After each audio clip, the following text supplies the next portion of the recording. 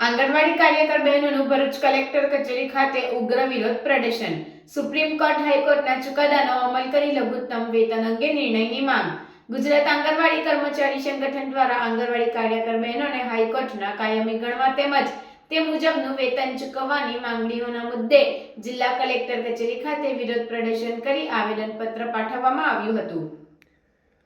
ગુજરાત આંગણવાડી કર્મચારી સંગઠનના પ્રમુખ રાગિણીબેન પરમારની આગેવાની હેઠળ આંગણવાડી કાર્યકર બહેનો ભરૂચ જિલ્લા કલેક્ટર કચેરી ખાતે એકત્રિત થઈ ભારે સૂત્રોચ્ચાર સાથે ઉગ્ર વિરોધ પ્રદર્શન કરી સમગ્ર સંકુલ ગજવી મૂક્યું હતું। આંગણવાડી કાર્યકર બહેનો અને હેલ્પર બહેનો દ્વારા મહિલા અને બાળ વિકાસ મંત્રીને સંબોધીને આવેદનપત્ર જિલ્લા કલેક્ટરને પાઠવીને રજૂઆત કરી હતી। આવેદનપત્રમાં જણાવ્યું હતું કે સુપ્રીમ કોર્ટ તેમજ ગુજરાત હાઈકોર્ટના ચુકાદાનો અમલ કરવા તથા આંગણવાડી વર્કર, હેલ્પર અને વર્ગ 3 અને વર્ગ 4ના નોકરિયાતો પાર્ટ ટાઈમ વર્કર નહીં પણ રેગ્યુલર વર્કર હોવાનું ઠરાવેલ છે, ત્યારે તેમને ચૂકવાતા લઘુત્તમ વેતન અંગે નિર્ણય કરવા બાબતે રજૂઆત કરી આગામી દિવસોમાં વધુ ઉગ્ર આંદોલનની ચીમકી પણ ઉચ્ચારવામાં આવી હતી।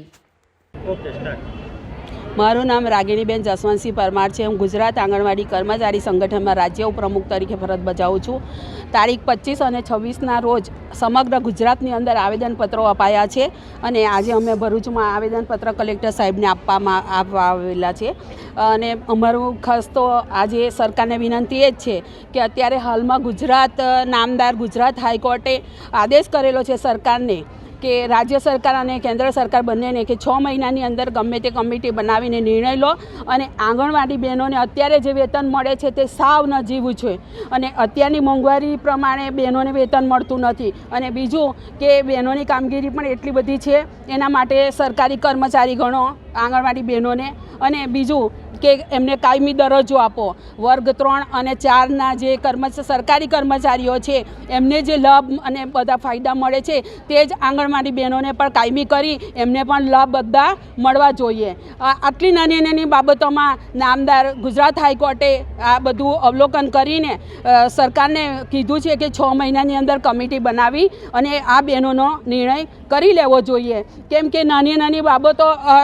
હું તો એવું કહું છું કે સરકારને અત્યાર સુધીમાં કોઈ દેખાય જ નથી। આંગણવાડીનું બેન નાનું આટલું બધું કામ કરે છે પણ તે દેખાયું નથી, પરંતુ નામદાર ગુજરાત હાઈકોર્ટે નાની નાની બહેનોનું આ બધું નાનું કામ બધું અવલોકન બધું જ કરીને અને પછી બધું બહેનોની કામગીરી જોઈ છે અને ત્યાર પછી રાજ્ય સરકાર અને કર્મચારી રાજ્ય આપણે એમને જે સરકારી કર્મચારી ગણવાનો છે તેમના માટેનો નિર્ણય કરાયો છે। બસ એટલા માટે આજે અમે ભેગા થયા છે અને સરકાર 6 મહિનાની અંદર આનો આદેશનું પાલન ના કરે તો અમે જે અત્યારે હાલમાં જે અમે બધું સંઘર્ષ અને જે રેલીઓ અને બધું કરીએ છીએ એનાથી પણ અમે વધારે વિશેષ અમે આંદોલનો કરવા જઈ રહ્યા છીએ।